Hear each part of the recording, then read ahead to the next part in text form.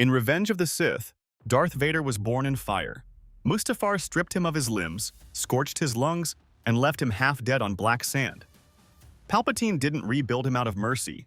He rebuilt him out of control, driving him to inflict destruction.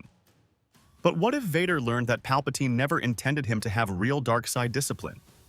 From draining life to bending minds, from witchcraft to spirit anchoring? The kind of power that doesn't just win, but changes what the Force will allow.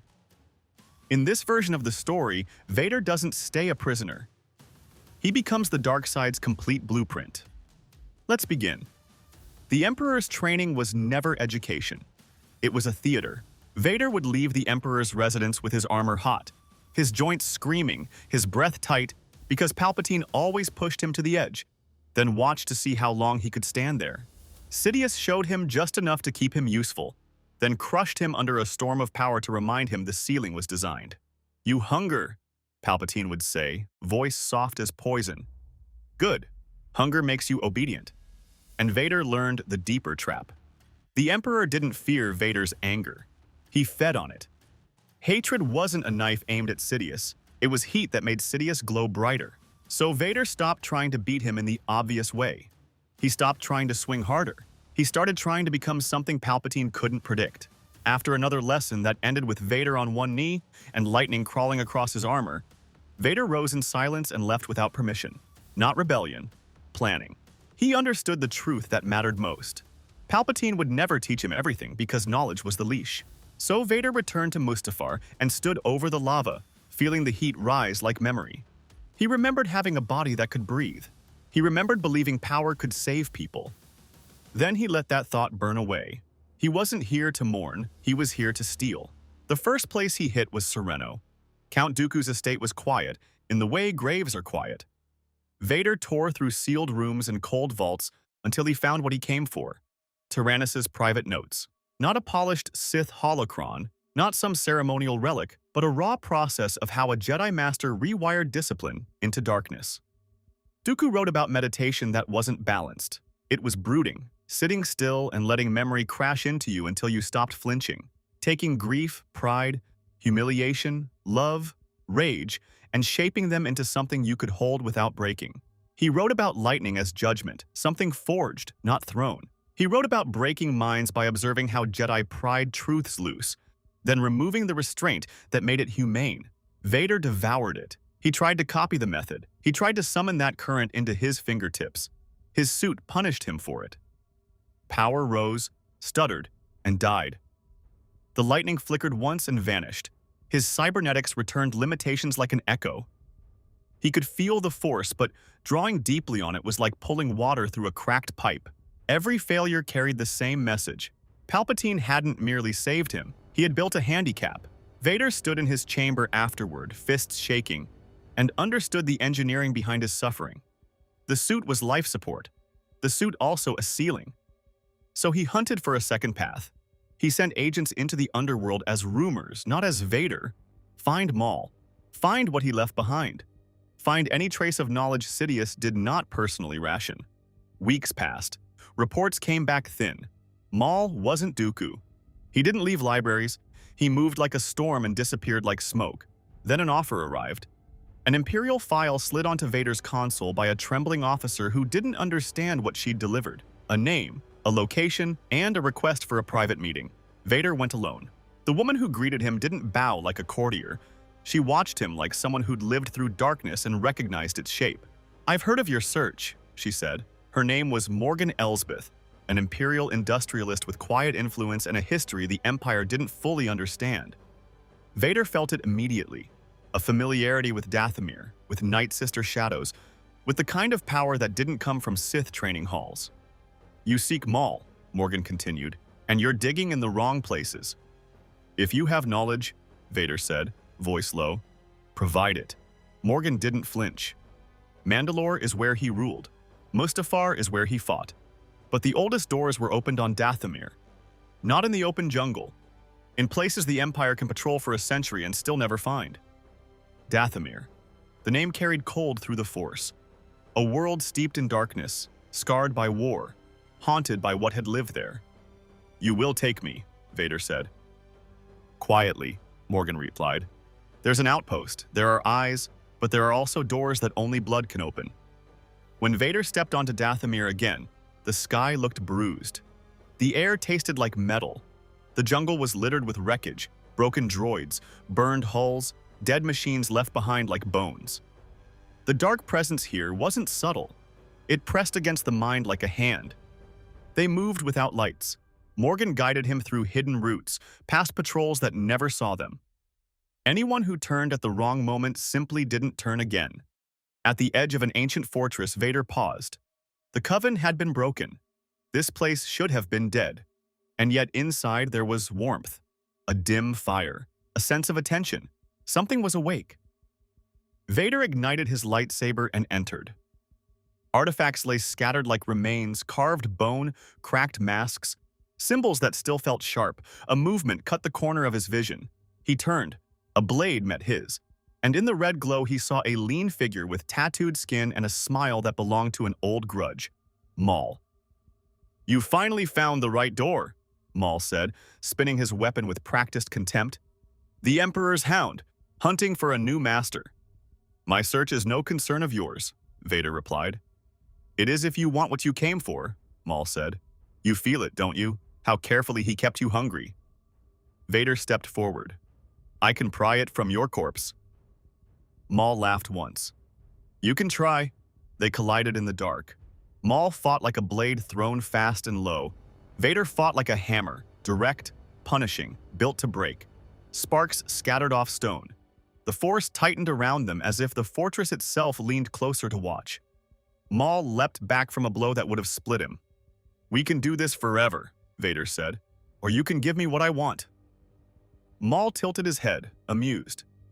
You want freedom, and freedom requires knowledge Palpatine doesn't even like to look at. Speak, Maul's smile widened. My mother. Vader's presence sharpened. Mother Talzin is dead. Maul stepped closer, voice dropping. Death is not the wall you think it is.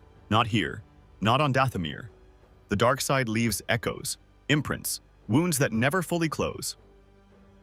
Do you want every ability? Then you need the old magic, the kind that can flow through metal and turn your suit into a conduit. Vader did the math instantly. If his armor could carry power instead of choking it, the Emperor's greatest control mechanism would become useless. And what do you want? Vader asked. The Imperial outpost disappears, Maul said. Records, command, everything. This ground becomes mine. Then you get your lesson. For a moment, Vader felt the line, treason. The kind of move Sidious would notice. Then he remembered what Sidious had done to build the Empire in the first place. Done, Vader said. That night, he walked into the outpost like a verdict. Troopers raised blasters in confusion because the Empire trained them to fear everything except the man who belonged to it. Vader lifted a hand. Men tore off battlements and slammed to earth. Doors split open, blaster bolts screamed through smoke and heat, and Vader moved through them without hurry. Morgan folded into shadows, cutting alarms before they could speak, turning order into panic with a handful of silent kills and false commands. When an Inquisitor arrived to investigate the disruption, she lasted seconds. Her spinning blade met Vader's, then froze, caught in the Force. Vader twisted it aside and drove her into the wall hard enough to crack stone. Morgan stepped forward with chains etched in Night Sister symbols, binding the unconscious body like a prepared offering. Back in the fortress, Maul painted circles of ash and blood around the bound vessel. Morgan whispered old words under her breath. The air went cold. The fire flared unnaturally high, then died as if something inhaled it. Green mist rose from the Inquisitor's chest. Her eyes snapped open, glowing with an alien light. A voice spoke through her mouth, layered, echoing, too old to belong to one throat. Who dares call me from the dark? Maul lowered his head, not as worship, but as recognition. Your son. The vessel's gaze settled on Vader. The voice softened into something amused. An apprentice left to rot in metal and silence. I can taste your hunger. I seek power, Vader said. All of it. Green energy crawled across the vessel's fingers.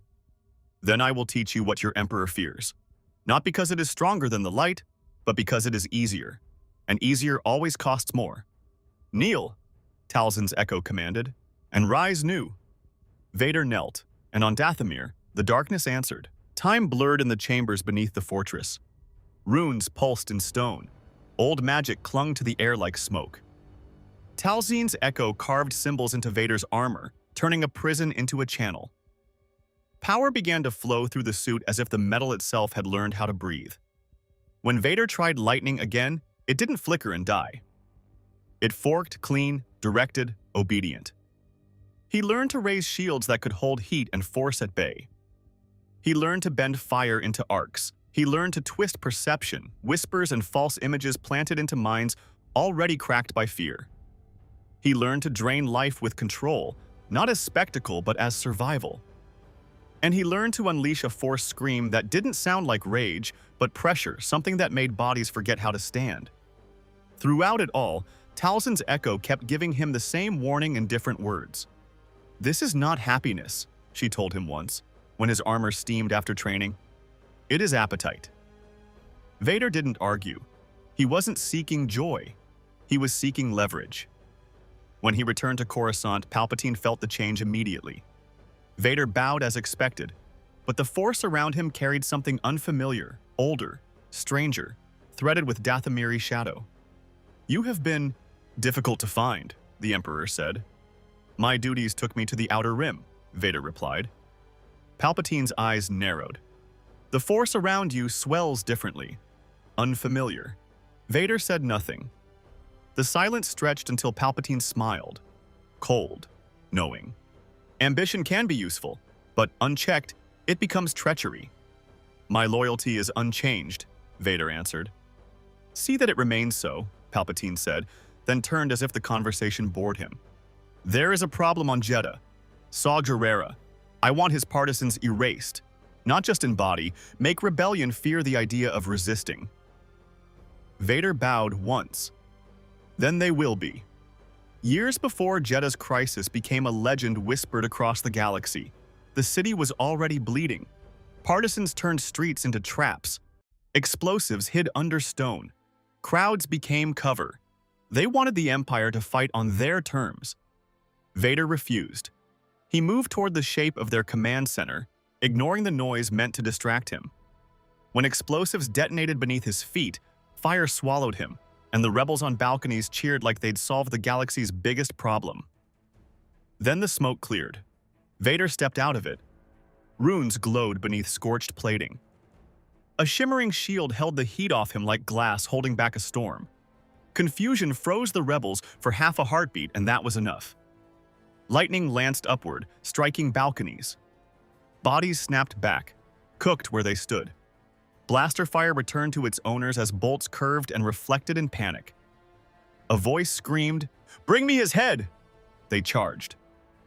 Vader waited until he could see the whites of their eyes, then released a force scream that ripped through the street like a siren inside the brain. Weapons fell, knees buckled. Some rebels simply stopped moving, eyes wide, bodies refusing to obey. Vader cut through what remained. The survivors felt something worse as he drained them to keep himself steady, feeding the machine of his own endurance with their stolen strength. Saw fled deeper, triggering charges as he ran. Vader followed without hurry, containing blasts with the Force and hurling the stored force back into the few men still foolish enough to stand their ground. When Saw finally rushed him with an electrostaff, Vader absorbed the crackling charge through his shield, tore the weapon away, and snapped it over his knee. "Get it over with," Saw spat. Vader ended him without ceremony. Jeddah went quiet, not peaceful, educated. Back on Coruscant, Palpatine praised him with warmth that felt false. "You have exceeded my expectations," the Emperor said. "You deserve a reward." He leaned forward slightly. "There are whispers of an ancient world, a buried temple. Rumors it can summon spirits." Vader stayed still. He knew deception. He lived under it. Palpatine's voice softened, almost kind. "Including your wife." For a moment, Vader didn't breathe. "Where?" he asked. The Emperor smiled like a man tightening a chain. "You may have your answer. Or your closure." The world was dead in the way poisoned things are dead. Green stormlight, black oceans, forests rotted into shapes that didn't resemble life. Imperial technicians modified Vader's filters. Vader allowed it, because he knew exactly how often help was a knife.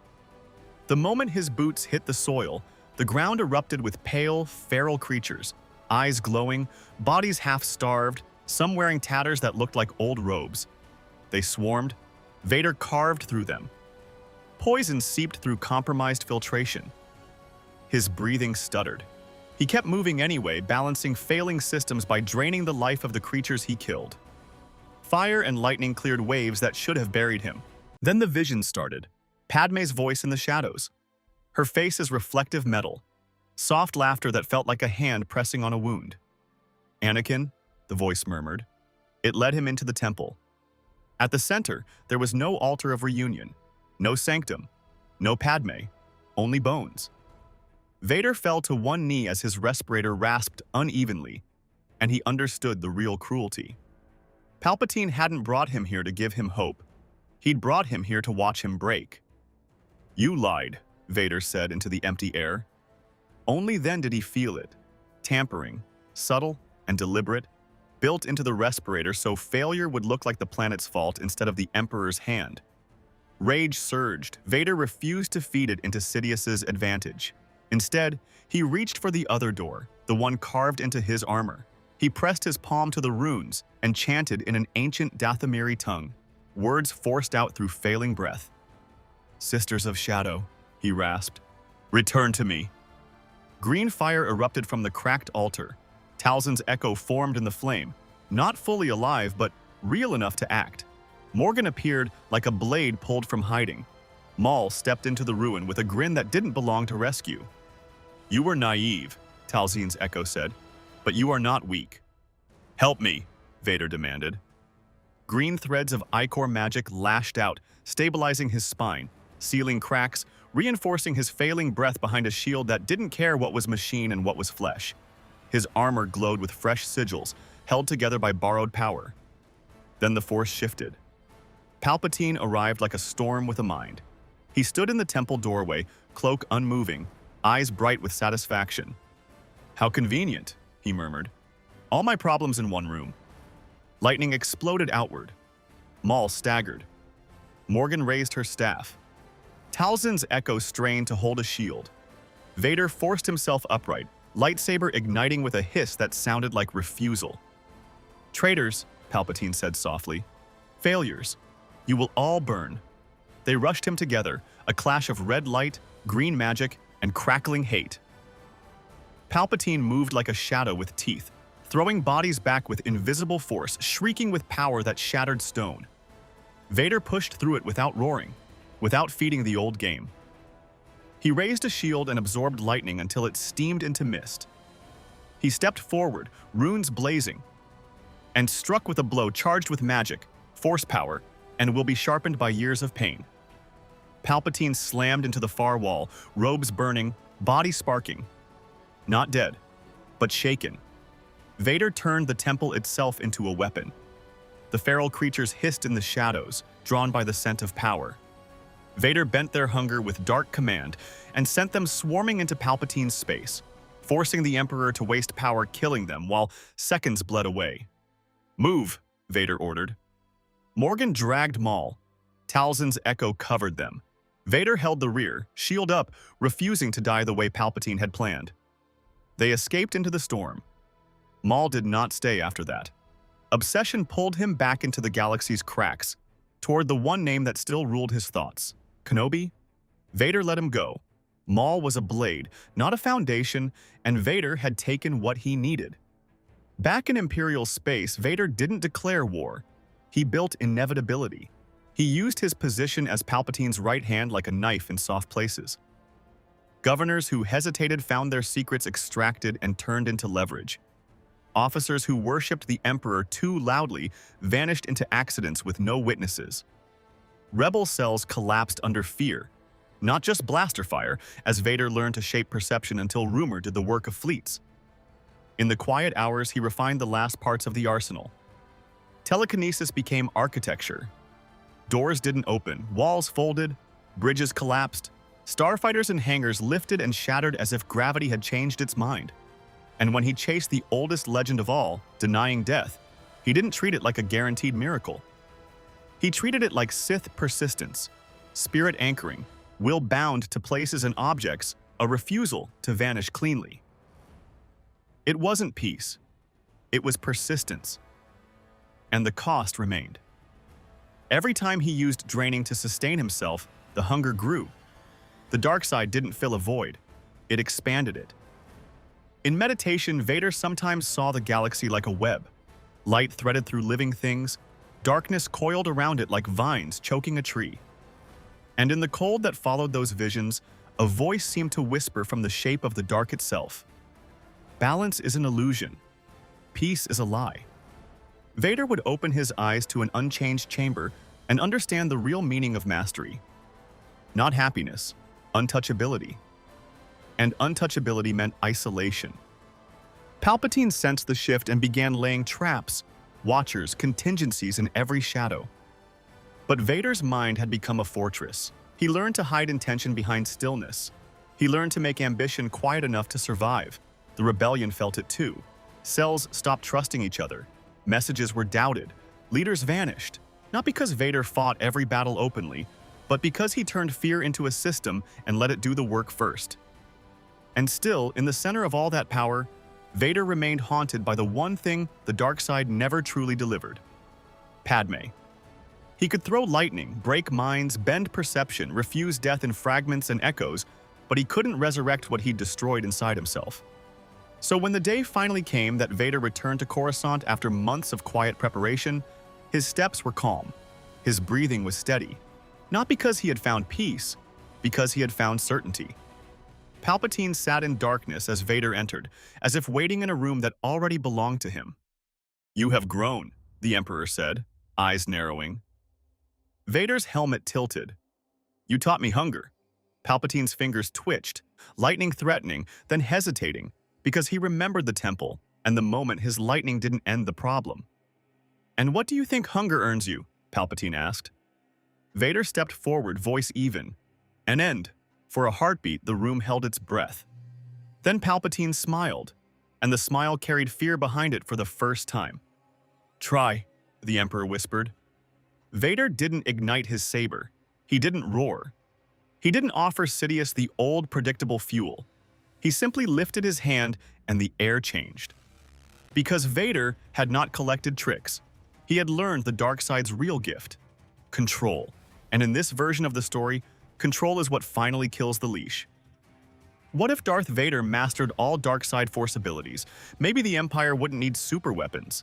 Maybe it wouldn't need propaganda strong enough to fool whole worlds. Maybe it would become something worse than tyranny dressed as order. A galaxy ruled by a man who can do anything: break minds, drain armies, refuse death in echoes, and still never escape the one prison that mattered: himself. If you enjoyed this alternate timeline, hit like and subscribe for more Star Wars stories. And tell me in the comments, if Vader had the full dark side library at his command, does he overthrow Palpatine immediately, or does he become something even more dangerous by waiting? May the Force be with you.